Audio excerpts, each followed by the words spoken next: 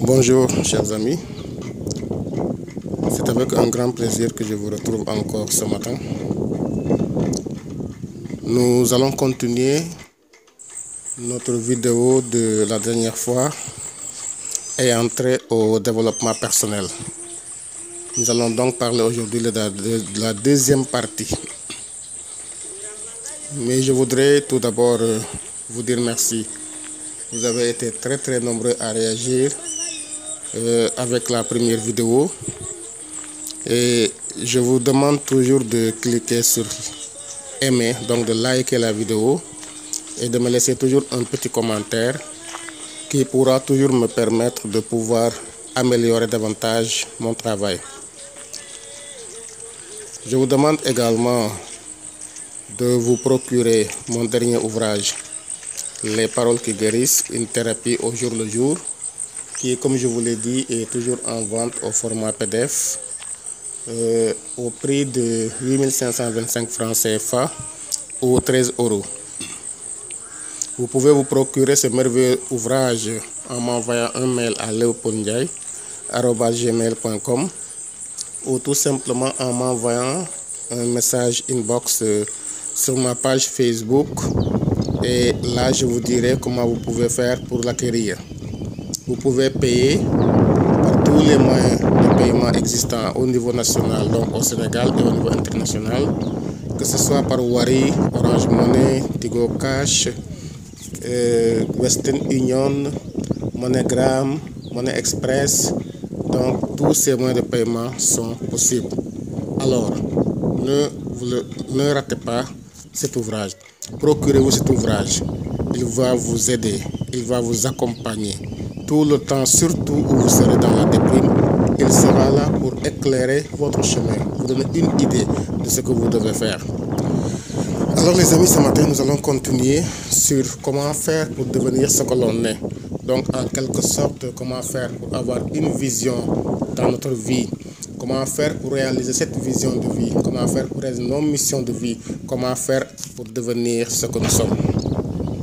Dans la première partie, nous avons parlé de la définition de la mission, de nos missions, de la définition de notre vision avec des exercices simples et clairs. Nous allons continuer aujourd'hui donc avec la définition de nos missions de vie, donc en faisant une liste de 3 x 30. Alors comme je le disais la fois dernière, pour cette étape, je vous propose un outil simple. Mais pour cela, trouvez-vous un endroit loin de toute distraction. Relisez à haute voix votre énoncé de vision, la version dont vous êtes vraiment convaincu. On avait vu comment faire une énoncé de vision dans la première vidéo. Puis ouvrez une liste. La liste, ce qu'on appelle la liste de 3 x 30 de ce que vous voulez être, de ce que vous voulez faire et de ce que vous voulez posséder. La réflexion est menée de la façon suivante. Pour accomplir votre vision, que devez-vous être? Faites donc une liste de 30. Une liste de 30 choses de ce que vous devez être, selon vous. Il s'agit ici de voir quel personnage de votre vie vous devez développer et qui vous permettront de réaliser votre vision. Tous, autant que nous sommes, nous jouons des rôles de personnages différents au cours de notre vie. Mais nous devons comprendre qu'il y a une différence entre notre personnalité et les différents personnages que nous incarnons. Par exemple, si vous êtes entrepreneur, c'est un rôle que vous jouez, mais en même temps, il vous faut jouer le rôle du père ou de mère, de fils ou de fille, d'époux ou d'épouse. C'est cela que vous devez définir ici en répondant à cette question. Comment comptez-vous jouer vos différents rôles? Tout comme la personnalité de l'acteur qui donne du relief et de la consistance au rôle du personnage, au théâtre comme au cinéma, par exemple Sylvester Stallone dans Rambo ou Russell Crowe dans Gladiator, c'est votre personnalité qui fera que votre personnage contribuera à l'atteinte de votre vision. Par exemple, que le père ou mère, fils ou fille, époux, épouse, frère ou sœur voulez-vous être? Quel père ou mère? Quel fils? Quelle fille? Quel époux? Quelle épouse voulez-vous être? Pour accomplir votre vision,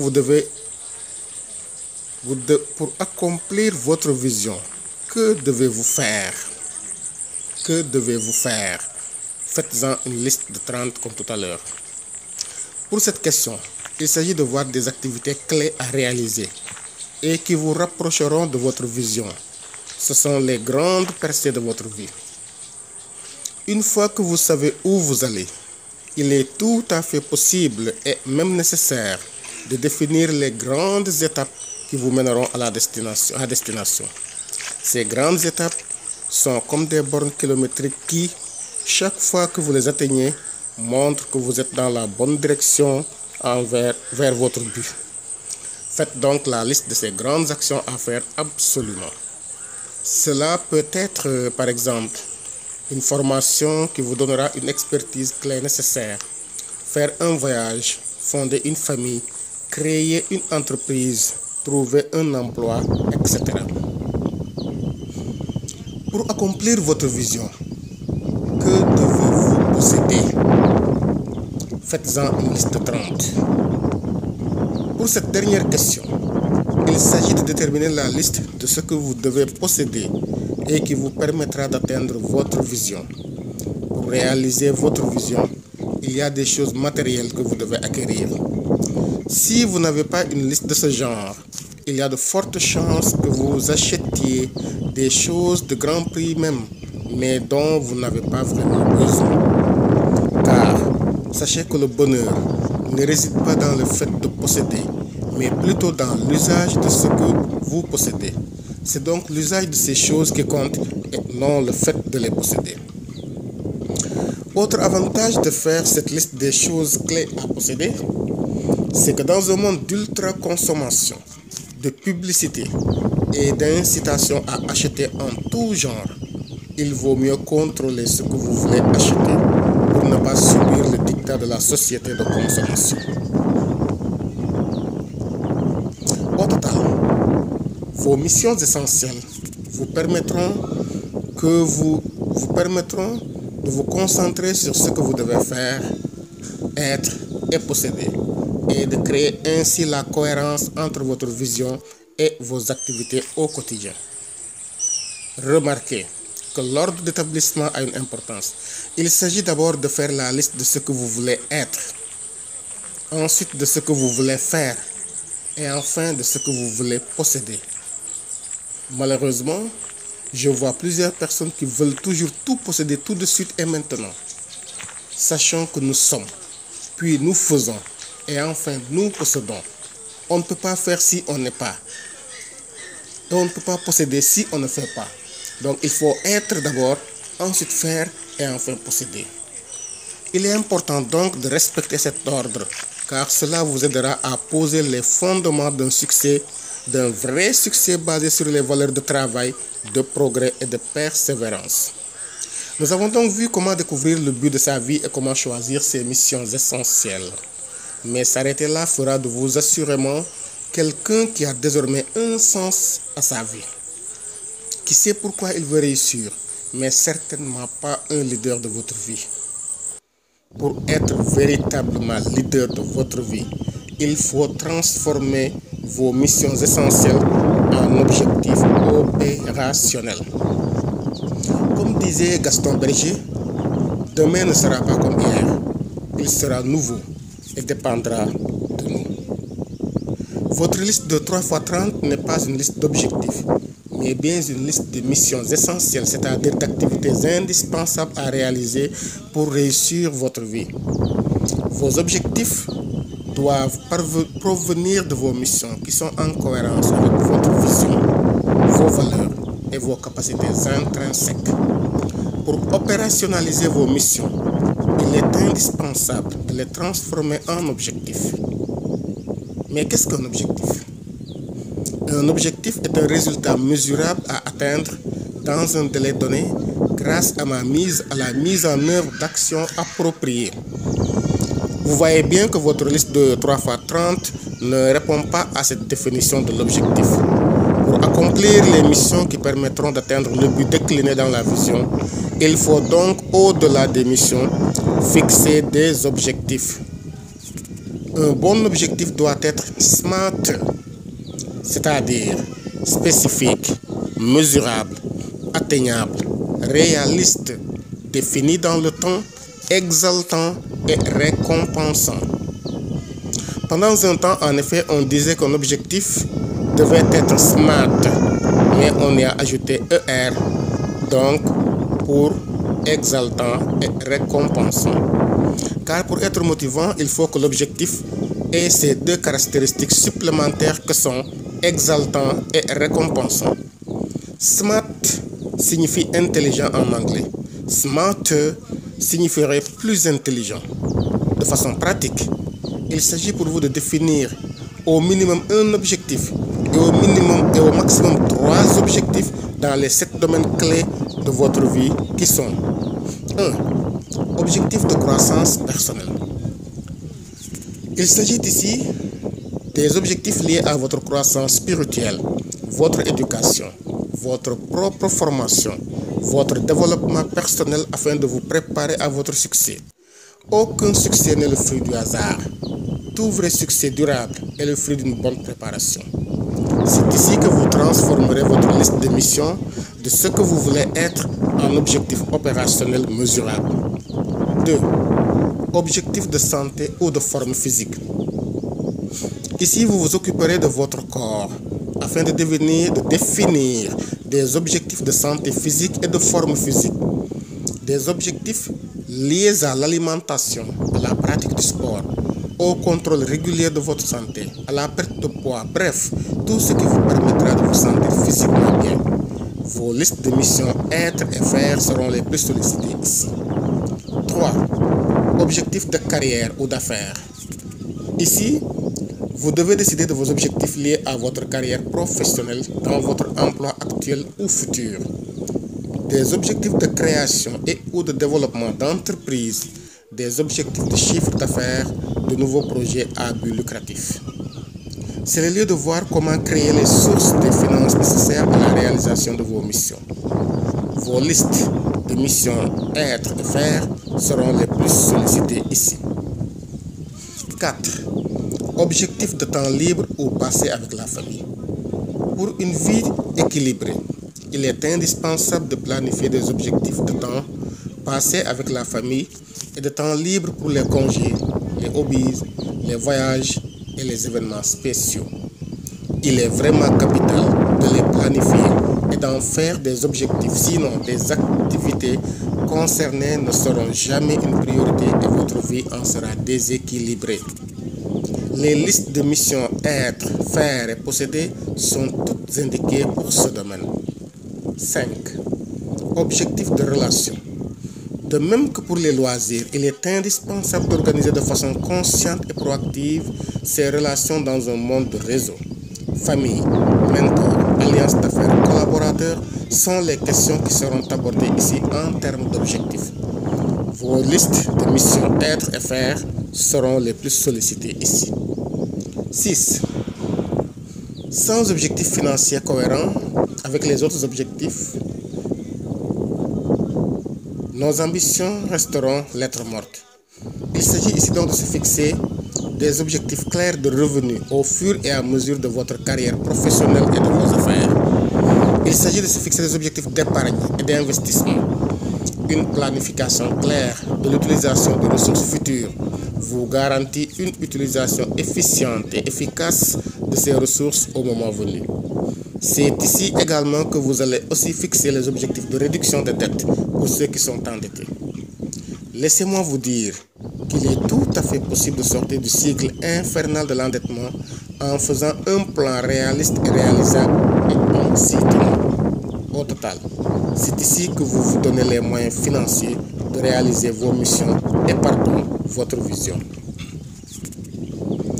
Vous remarquerez que le domaine financier vient seulement en 6e position dans la hiérarchie des objectifs, ce qui est tout le contraire de cette tendance si populaire à croire que tout dépend de moyens financiers.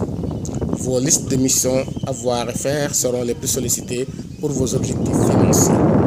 Enfin, 7e, objectif de faire la différence. Le succès, selon John Maxwell, c'est connaître le but de sa vie, travailler à atteindre son potentiel maximum et contribuer au succès d'autres personnes. C'est dire que si avec les objectifs des 6 premiers domaines clés, vous pouvez atteindre le succès pour vous-même, ce succès ne serait pas complet ni véritable si vous êtes le seul à en jouir. Tout comme pour les autres domaines clés de votre vie, vous allez donc fixer des objectifs pour faire la différence dans le but, dans la vie d'autrui. Ce sont des objectifs de charité, de dons, de mentoring, de création d'organisations à but non lucratif. Investir de votre temps et de vos ressources matérielles et financières pour faire la différence dans la vie d'autres personnes. C'est important.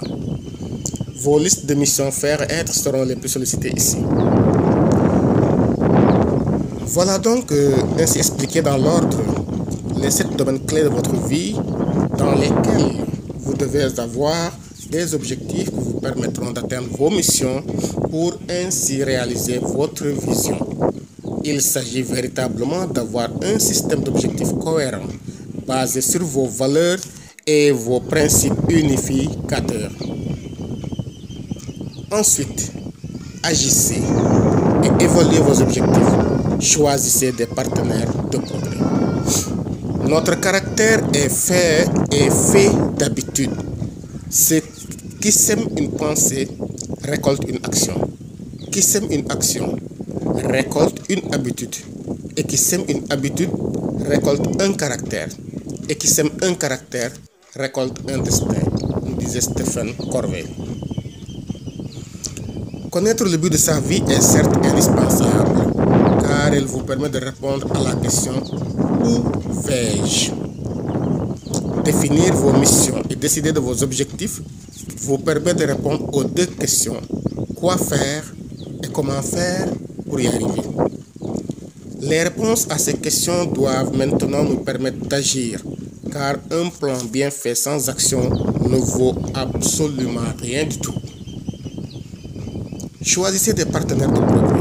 Pour moi, le meilleur moment pour agir, c'est maintenant. Pas demain, pas lundi, pas la semaine prochaine, pas le mois prochain, ni votre prochain anniversaire, encore moins en janvier ou en février ou en décembre prochain. Un conseil. Considérez que ni les conditions idéales, ni le moment favorable ne se présenteront jamais. C'est par l'action que nous semons, arrosons, aidons à grandir pour amener à maturité.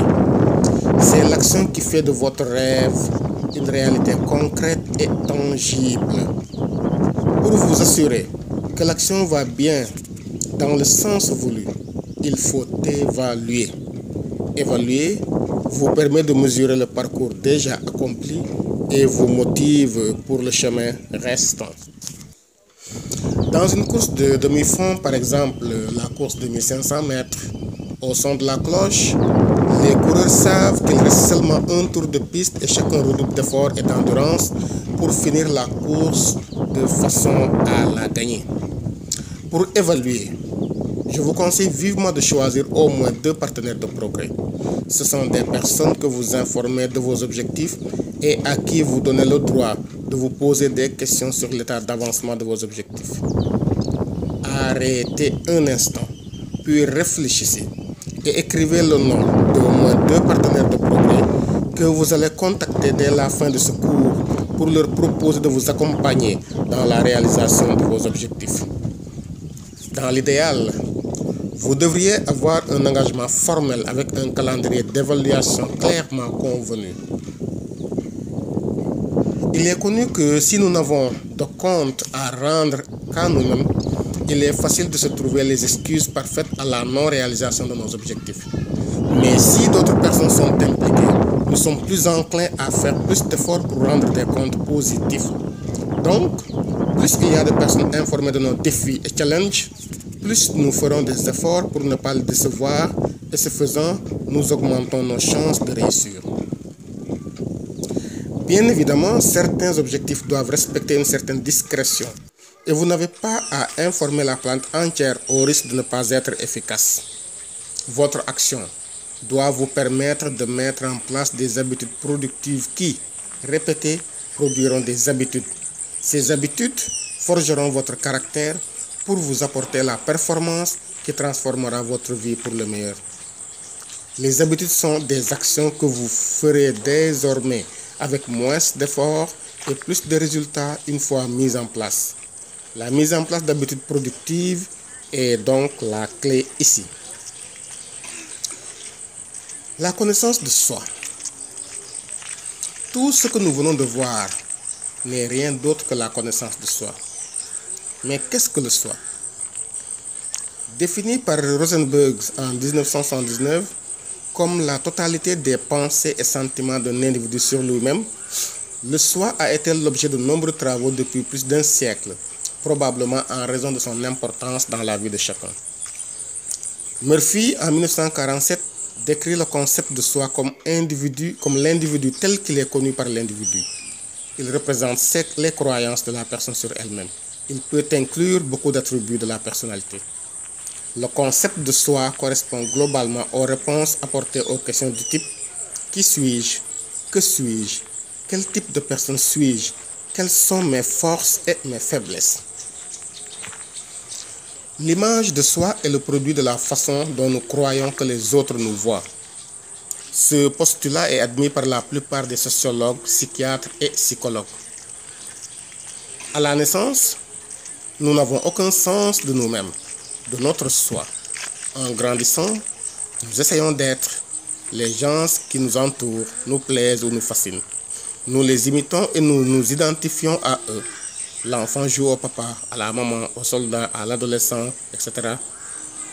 La façon dont les gens parlent de nous durant ces périodes façonne notre perception de nous-mêmes. Une vision positive rend l'enfant positif et optimiste. Une vision négative rend l'enfant négatif et pessimiste. Cela nous conduit fréquemment à agir en fonction de ce que nous pensons que les gens attendent de nous et pas en fonction de ce qu'ils attendent réellement de nous. Acception de soi et estime de soi. L'estime de soi résulte du regard que l'on porte sur soi. Parfois, nos actes ou nos propos ne correspondent pas à la vision idéalisée. Dans ce cas, nous sommes déçus. Parfois, nous cachons certains aspects de nous de peur d'être rejetés ou nous nous créons un personnage plus conforme à notre être idéalisé. Estime de soi. L'estime de soi égale ce que nous ressentons lorsque ce que l'on fait correspond ou se rapproche de l'image que nous avons de nous-mêmes. Il y a un outil important que nous utilisons ici pour la connaissance de soi et qu'on appelle la fenêtre de Johari. Elle met en évidence les différentes dimensions du soi, les parties connues de soi et non connues, les parties connues des autres et inconnues des autres. Le secteur libre est ce qui est connu de soi et des autres. Il représente le soi public, l'état civil, la profession. Nous ne ressentons pas d'anxiété lors de sa divulgation. Le secteur aveugle, quant à lui, est connu des autres et non connu de soi. Par exemple, le timbre de voix, la gestuelle, la mauvaise haleine. Le secteur caché est connu de soi et inconnu des autres. Nous ne voulons pas le partager, c'est notre intimité. C'est par exemple nos sentiments, nos motivations, etc. Le secteur inconnu, il est inconnu de soi et des autres.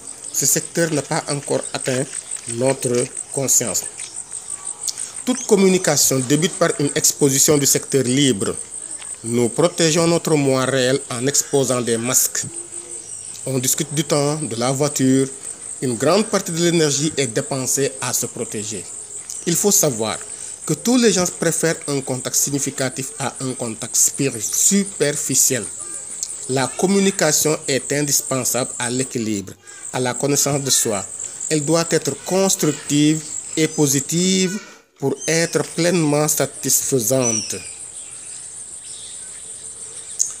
Mais pour cela, il faut une ouverture de soi, car sans l'ouverture de soi, il n'est pas possible de développer une relation personnelle avec quelqu'un. Garder le silence sur soi, c'est demeurer un étranger pour les autres. La communication étant un processus interactif, le degré d'ouverture de soi détermine celle de l'autre personne. Mais l'ouverture de soi doit être appropriée aux personnes et aux situations. Il est parfois bon de savoir se taire, de ne pas dévoiler ses intentions, ses désirs. Certaines personnes peuvent se sentir contraintes par trop d'ouverture.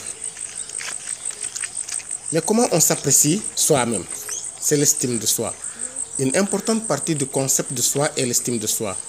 Un concept de soi n'est pas seulement un résumé de croyances sur soi, mais est rempli de jugements, c'est-à-dire de perception de soi comme bon, mauvais ou médiocre. L'estime de soi signifie penser du bien de soi-même. Elle fait référence au degré selon lequel un individu s'aime, se valorise et s'accepte lui-même, selon Rogers en 1951. Si le concept de soi est avant tout descriptif, l'estime de soi est principalement affective. Comment on s'apprécie soi-même? La définition de Cooper-Smith en 1967 est l'une des plus populaires et des plus pertinentes pour l'application au domaine physique. Selon lui, l'estime de soi est l'évaluation que l'individu fait et qu'il entretient habituellement. Elle exprime une attitude d'approbation ou de désapprobation et indique le degré selon lequel il se croit lui-même capable, important, en pleine réussite et digne. En bref, l'estime de soi est un jugement personnel de mérite qui s'exprime dans les attitudes que l'individu véhicule vers les autres par des communications verbales et par d'autres comportements expressifs. Cela signifie être plus ou moins fier de soi et de son comportement et avoir une image générale de soi-même plus ou moins positive. Le concept de soi physique, qui constitue l'une des dimensions du concept de soi global, se différencie lui aussi en plusieurs sous-domaines. La version la plus actuelle des différentes facettes du concept de soi physique est celle de Marsh. Elle distingue 9 dimensions spécifiques: la santé, la coordination, l'activité physique, l'adiposité, la compétence sportive, l'apparence physique, force, souplesse, endurance et 2 composants évaluatifs affectifs globaux: satisfaction physique globale, estime de soi globale. Comment se construit l'estime de soi? Nous nous estimons dans ce monde exactement d'après ce que nous prétendons être et prétendons faire. Nous prenons ici pour mesure de notre valeur le rapport qu'il y a entre les résultats que nous obtenons et ceux que nous pensons pouvoir obtenir. Cela nous donne une fraction dont nos prétentions fournissent dénominateur et nos succès le numérateur, soit estime de soi égale succès sur prétention. On peut augmenter cette fraction en diminuant le dénominateur, tout aussi bien qu'en augmentant le numérateur, selon James. Nous allons maintenant parler des habitudes des gagnants. Oui, mes chers, ne soyez pas des perdants, soyez des gagnants. Ayez un esprit positif, un esprit conquérant. Oui, soyez habités par des idées positives, parce que vous n'êtes pas là pour perdre, vous êtes là pour gagner.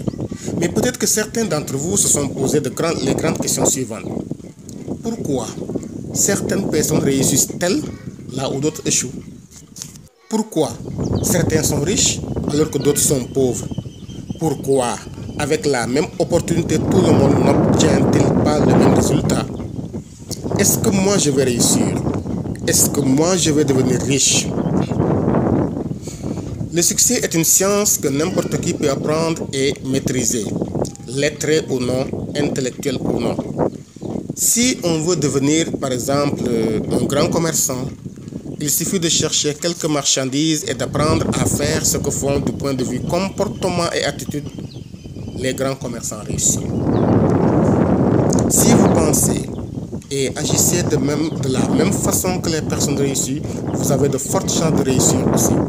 Ainsi, si comme beaucoup d'autres, vous ressentez au plus profond de votre cœur ce cri de détresse par rapport à votre situation actuelle, cela signifie assurément que le vrai vous les géants qui sommeillent à l'intérieur de vous en a assez de croupir à l'intérieur de vous et a décidé de sortir. C'est une excellente nouvelle, car vous n'avez pas de futur tant que vous êtes satisfait du présent. Ce cri de frustration signifie que vous en avez assez des échecs, des limitations, de la pauvreté, de la médiocrité. Ce cri de détresse signifie que vous êtes désormais prêt à prendre en main votre destin. Ce cri de détresse semble a priori négatif, mais en réalité, il est le prérequis de grands accomplissements. Toutes les personnes qui sont entrées en possession de leur futur ont dû nécessairement en avoir assez de leur présent. Cette insatisfaction par rapport au présent a permis à Nelson Mandela d'obtenir l'abolition de l'apartheid en Afrique du Sud, à Thomas Edison d'inventer l'ampoule électrique. Par contre, beaucoup de personnes sont amères envers la vie lorsqu'elles regardent en arrière.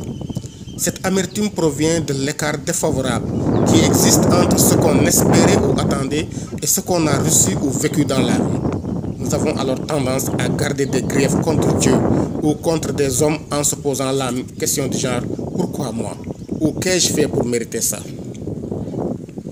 Il y a une chose que nous devons tous convenir, c'est qu'on ne peut malheureusement pas tout comprendre ou tout expliquer dans la vie. Oui, mes frères, on ne peut pas tout comprendre dans la vie. On ne peut pas expliquer tout ce qui se passe dans notre vie. On ne peut pas toujours comprendre l'utilité de certaines épreuves. Il faut accepter cela. On ne peut pas comprendre toujours l'utilité de certaines épreuves. Lorsque certaines épreuves arrivent, on a souvent coutume de s'apitoyer sur son sort en présentant des excuses du genre « si j'avais eu », « si j'avais pu » ou encore « si j'étais ». Sur ce point, voici quelques faits incontestables que nous devons tous admettre. 1.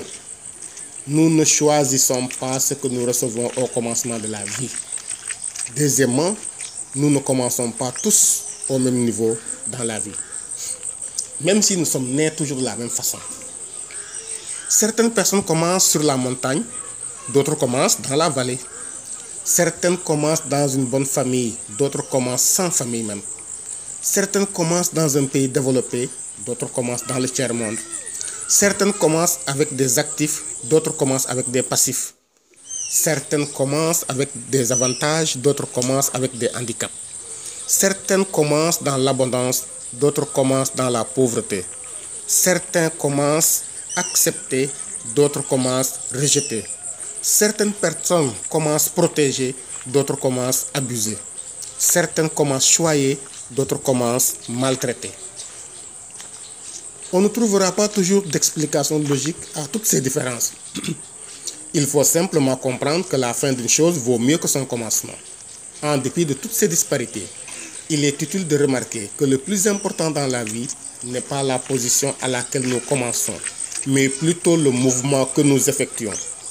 Soit nous ajoutons à ce que nous avons reçu, soit nous gaspillons ce que nous avons reçu, soit nous nous contentons de gérer sans ajouter plus de valeur à ce que nous avons reçu à notre naissance.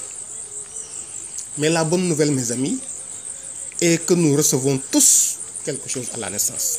C'est indéniable. C'est ainsi qu'on verra des personnes qui naissent dans une famille pauvre et qui finissent dans la richesse. Pour certains, c'est le contraire, tandis que d'autres conservent leur position initiale. Ils naissent pauvres et finissent pauvres, ou bien ils naissent riches et finissent riches. Ce n'est donc pas la position de départ qui est importante, mais le mouvement que nous effectuons. Peu importe là où la vie nous a déposés, peu importe le faible talent qu'on possède, peu importe ce que les gens disent de nous, nous avons le pouvoir de devenir ce que nous voulons être. Maintenant, je vous invite à prendre rendez-vous avec vous-même. Hier est mort et ne reviendra plus. Demain n'est qu'une espérance et vous n'êtes pas certain de l'avoir. Vous récoltez aujourd'hui ce que vous avez semé et laissé semer en vous hier. Si vous voulez donc que demain soit meilleur qu'aujourd'hui, vous devez vous engager dès maintenant à semer ce que vous voulez récolter demain. Semez maintenant, n'attendez pas demain. Décidez maintenant que vous ne vivez pas sur terre une vie dont la présence est aussi indifférente que l'absence. Retenez, que personne ne réussit ou n'échoue par hasard. De nombreuses études ont été menées par plusieurs universités prestigieuses pour permettre de savoir quels sont les facteurs qui déterminent à l'avance le succès ou l'échec dans chaque aspect de la vie d'un individu. Les chercheurs de l'université d'Harvard aux États-Unis ont observé entre les années 50 et 60 les styles de vie de plusieurs catégories de personnes. Ils se sont aperçus qu'il existe une véritable moyenne psychologique de l'échec. L'échec est prévisible et provient du mépris de plusieurs principes universels. En France, en 2001, selon l'Agence pour la création d'entreprises, 80% des chefs d'entreprise ne possédaient pas le baccalauréat. Ce qui signifie que plusieurs diplômés d'université travaillent pour des gens qui n'ont pas de diplôme. Cependant, bien que n'ayant pas de diplôme, tous ceux qui réussissent ont en commun les caractéristiques suivantes. 1. Elles sont passionnées par leur métier. Elles sont objectives et possèdent une vision claire de leur vie. Elles agissent pour atteindre leurs objectifs. Elles ont une bonne image d'elles-mêmes et ont confiance en soi. Elles ont appris à être responsables. Elles sont disciplinées. Elles ont appris à développer une attitude positive. Elles sont intègres. Ils ont un cercle d'influence. Elles savent communiquer efficacement avec les autres en développant une expertise en relations interpersonnelles. Elles ont le désir permanent d'améliorer leurs qualifications. Elles sont persévérantes. Autrement dit, elles se distinguent des autres non pas par un quotient intellectuel supérieur à la moyenne, mais par un quotient émotionnel supérieur à la moyenne. Ces 12 caractéristiques sont les points forts de ce cours. Chacune de ces caractéristiques sont indispensables pour la réussite de vos projets futurs. L'absence d'une de ces caractéristiques pourrait hypothéquer votre chance de réussir. Mais la bonne nouvelle, mes amis, est que vous pouvez apprendre chacune de ces caractéristiques par la répétition jusqu'à ce qu'elles deviennent si naturelles que le simple fait de marcher. La même façon par laquelle vous avez appris à lire, à écrire, à marcher ou à conduire une voiture, un vélo ou une moto, vous pouvez également apprendre ces lois et les appliquer dans votre vie afin d'être la personne que vous avez toujours rêvé d'être. Si quelqu'un a quelque part déjà réussi dans ce que vous aimeriez faire, il n'y a pas de raison que vous ne puissiez pas réussir aussi. Première habitude donc, la passion. L'un des premiers secrets de la réussite est d'aimer ce que l'on fait ou de faire ce que l'on aime. Peu importe le métier que vous choisirez, décidez de devenir le meilleur dans ce domaine. Si par exemple vous avez pris la décision de faire la maintenance, faites-la avec la même passion qu'un footballeur aime le foot, ou avec la même passion qu'un artiste aime la musique, ou avec la même passion qu'un politicien tient au pouvoir, ou encore avec la même passion qu'un banquier aime son métier. Quand une personne aime son travail, il a hâte de sortir de chez lui le matin pour aller au travail et a la difficulté à quitter le soir pour se rendre à la maison. La réussite dans n'importe quel domaine de la vie exige beaucoup de sacrifices personnels. Il sera ainsi difficile de faire des sacrifices pour un métier qu'on n'aime pas. Par conséquent, il sera difficile de réussir dans ce métier. Aimez votre travail, ainsi vous n'aurez plus à travailler durant toute votre vie. Jouer au football, c'est du travail, mais pour un footballeur, il pense qu'il s'amuse. De même, pour un artiste, danser, c'est du travail, mais pour lui, c'est un jeu. L'un des facteurs clés de la réussite, c'est d'aimer son métier. Il vous sera difficile de réussir dans un domaine qui ne vous passionne pas. Travaillez ainsi avec enthousiasme, sincérité, authenticité. Faites-le non pour seul but d'avoir de l'argent, mais afin de devenir et de demeurer le meilleur dans votre domaine d'activité. Ne vous comportez pas comme le patron ou l'esclave de votre réseau, mais efforcez-vous en toute occasion de montrer l'exemple des bonnes choses à faire et des bonnes attitudes à avoir. Deuxièmement, l'objectivité. Décider exactement ce que l'on veut faire dans la vie est le point de départ de tout accomplissement. Votre habileté à vous fixer des objectifs dans tous les domaines de la vie est la clé maîtresse de votre succès. La principale raison qui fait que plusieurs personnes obtiennent des résultats qui sont bien en deçà de leurs efforts est due principalement au fait qu'elles ne savent pas où elles vont. La plupart des gens arrivent à la retraite pauvres. Ils se plaignent tous toujours d'avoir pourtant beaucoup travaillé. On a l'impression qu'ils sont très actifs. Ils travaillent 10 à 12 heures par jour. Mais dans le fond, la seule chose qu'ils font, c'est d'aller rapidement et nulle part. Un chemin vers quelque part mène toujours dans une ville appelée nulle part. Ou encore, qui ne sait pas où il va a peu de chances de se retrouver en lieu sûr. Retenez que si vous n'avez pas d'objectif dans la vie, vous passerez votre vie bien en deçà de vos capacités. Selon les statistiques, parmi les gens qui travaillent toute leur vie, 1% seront riches, 4% seront financièrement indépendants, 15% auront fait des économies et le reste, soit 80%, arriveront à la retraite complètement pauvres, dépendant soit de l'aide du gouvernement, donc de la pension de retraite, soit de la charité des membres de leur famille. Ces gens ont-ils planifié d'être pauvres à la retraite? Certes, non. Personne ne planifie d'être pauvre. Mais on peut affirmer qu'ils ont manqué de planification. La règle à ce sujet est simple. Ne pas planifier sa réussite, c'est planifier son échec. Si vous ne menez pas votre vie en vous fixant des objectifs, quelqu'un d'autre, quelque part, va le faire pour vous. Ce qu'il décidera ne va pas vous plaire nécessairement. C'est pourquoi beaucoup de personnes travaillent pour un patron qu'ils n'apprécient pas. Ils se plaignent constamment d'avoir un salaire qui est de loin inférieur à leurs efforts. Lorsqu'ils comparent l'argent qu'ils font rentrer à l'argent qu'ils perçoivent, ils remarquent que leur patron s'enrichit sur leurs efforts. Ils ont une bonne formation, ils sont bien qualifiés, mais c'est quelqu'un d'autre qui profite de leurs compétences. En fait, dans la vie, il y a deux types de personnes. Il y a des personnes qui ont des projets et il y a des personnes qui sont l'objet des projets d'autrui. Avoir des objectifs et des projets, c'est prendre le contrôle de votre vie. En fait, si un individu moyen, avec une compétence, une éducation et une qualification moyenne, peut dépasser la personne la plus brillante de notre société si celle-ci n'a pas d'objectif. Tant que dans notre vie nous sommes en croissance, en route vers un but, tant que nous sommes dans un processus qui nous permet de grandir, nous nous épanouissons. C'est lorsque nous pensons ne plus avoir rien à prouver, c'est lorsque nous pensons être au sommet d'une montagne et qu'il n'y a plus rien à prouver que nous commençons à stagner, à regresser, à regretter, à envier. Nous avons tous des rêves à réaliser, des buts à atteindre, mais nous devons savoir que le succès n'est pas une destination finale, un endroit quelque part où tout aura été acquis. Le succès, c'est un voyage fabuleux à la découverte de soi-même et des autres. C'est sans doute le plus beau voyage qu'un homme ou une femme puisse entreprendre. C'est la raison pour laquelle je veux vous encourager à vous embarquer pour ce voyage dont vous seul serez le capitaine. Je veux vous encourager vivement à ne pas l'abandonner. Car ce qui motive un homme, ce n'est pas la possession, mais l'anticipation. Voici une citation à ce propos. Le bonheur n'est pas de l'avoir, mais de savoir qu'on va l'avoir.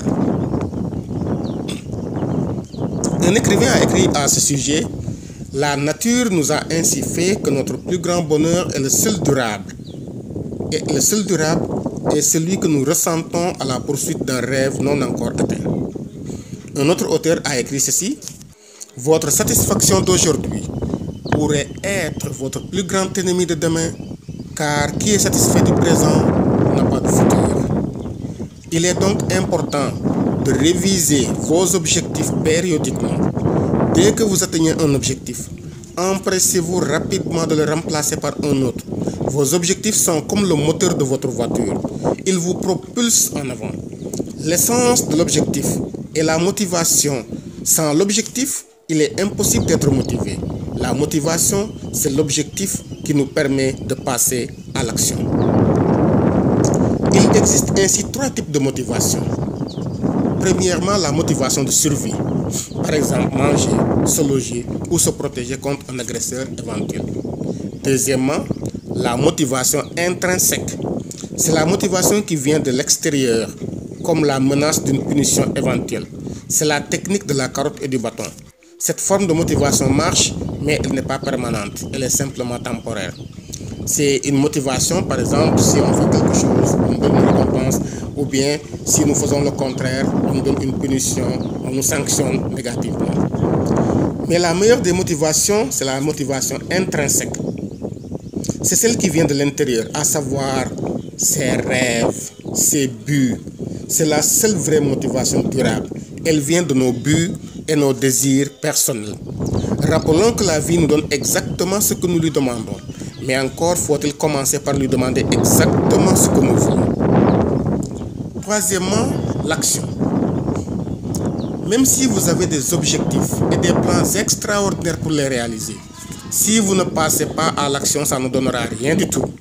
Sans action, les rêves ne vont toujours demeurer que des rêves et les projets ne vont toujours demeurer que des projets. Beaucoup de personnes ont de grosses têtes et de petites jambes. Ils passent tout leur temps à écrire des projets mais ne passent jamais à l'action. Un long voyage commence toujours par un pas, rappelez-vous cela. Quatrièmement, la confiance en soi. Le plus grand déterminant qui indiquera ce que vous accomplirez dans la vie est votre perception de vous-même et votre confiance en vous. L'une des plus grandes découvertes des psychologues est que nos pensées déterminent nos destinées. Le plus grand changement dans la vie d'un individu arrive lorsqu'il renonce à l'image négative de lui-même qui freine sa progression et ses résultats. Le plus grand secret de la vie, le voici. Vous devenez ce à quoi vous pensez la plupart du temps. Vous ne devenez pas ce que vous voulez. Vous ne devenez pas ce que vous espérez. Vous devenez ce à quoi vous croyez. Le message à ce sujet est clair. Si vous ne croyez pas réussir quoi que ce soit, vous ne réussirez jamais. Car vos actions seront toujours en accord avec vos convictions profondes, étant donné que vos actions conditionnent vos résultats. Avant de réaliser quoi que ce soit à l'extérieur, vous devez d'abord l'accepter à l'intérieur. Car votre monde extérieur est le reflet de votre monde intérieur. C'est ce qu'on appelle la loi des correspondances. Que vous croyez ou non à votre succès, vous avez raison. Que vous croyez réussir ou que vous croyez échouer, vous avez également raison. Cinquièmement, la responsabilité. L'une des différences fondamentales avec les personnes qui réussissent et celles qui échouent, est que celles qui réussissent ont appris à assumer la responsabilité de leur destinée, tandis que celles qui échouent passent leur temps à imputer au monde entier la faute et la responsabilité de leur sort. La plupart des gens ont une très bonne et une très pertinente excuse pour expliquer ce qu'elles sont aujourd'hui. Ce n'est pas souvent leur faute, car c'est toujours la faute de quelqu'un d'autre. Refuser de prendre ses responsabilités face à tout ce qui lui arrive est l'une des principales raisons par lesquelles le perdant ne va nulle part dans sa vie. Même s'il a des objectifs et des plans pour les réaliser, il n'est pas responsable. Il va abandonner quand les choses tournent mal. Il va toujours mettre la faute de son échec sur le dos des autres. Face à un échec, au moment où le perdant cherche qui accuser, le gagnant se demande qu'est-ce qui peut être fait. Sixièmement, la discipline, et nous allons terminer par ça pour cette vidéo. La plupart des gens qui échouent dans la vie n'échouent pas à cause d'un manque de compétences, mais à cause d'un manque d'engagement et d'un manque de discipline personnelle. La discipline, c'est de faire de façon constante et régulière ce qu'on doit faire, même quand ça ne donne pas. Et ce, peu importe les efforts que ça demande, peu importe les difficultés, les obstacles à surmonter. La discipline, c'est de s'imposer des règles de conduite jusqu'à ce qu'on obtienne le résultat souhaité.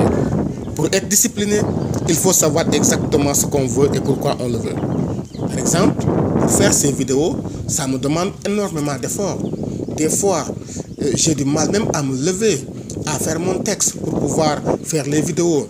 Je suis fatigué, mais il faut que je le fasse, il faut de la discipline.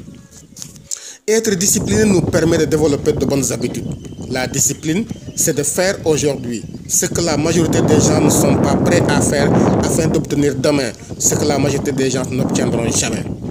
Les chaînes de l'habitude sont généralement trop légères pour qu'on se rende compte de leur présence jusqu'à être trop lourdes pour être rompues. Voilà donc, chers amis, pour cette deuxième vidéo, nous allons nous en arrêter là et nous continuerons la prochaine fois avec la troisième et dernière vidéo dans ce cours de développement personnel. Nous vous remercions tous d'avoir été encore là présents à nous écouter, à nous visionner. Et nous espérons que cette vidéo vous sera d'une grande utilité. Nous vous demandons encore, et nous le rappelons, il faut donc vous abonner à ma chaîne YouTube. Abonnez-vous et laissez-moi un petit commentaire. Et surtout, aimez la vidéo, likez la vidéo si vraiment elle vous a été utile. Alors, procurez-vous encore une fois mon livre, mon sixième livre du moins, intitulé Les paroles qui guérissent, une thérapie au jour le jour. Un livre de 266 pages que vous pouvez avoir en format PDF pour le moment au prix de 8525 francs CFA ou 13 €. Envoyez-moi un mail ou bien tout simple à leopoldndiaye@gmail.com ou laissez-moi un message sur ma page Facebook et je vous dirai comment vous pourrez faire pour que je puisse vous envoyer le livre. Vous pouvez payer par tous les moyens de paiement existants. MoneyGram, Money Express, Wari, Orange Money, Johnny, Tigo Cash, Western Union. Donc vraiment tous les moyens de paiement électronique qui existent en ce moment. Alors, je vous dis à tous et à toutes une très bonne et sainte journée et à la prochaine fois. C'était donc Léopold Ndiaye, écrivain, coach de vie et formateur.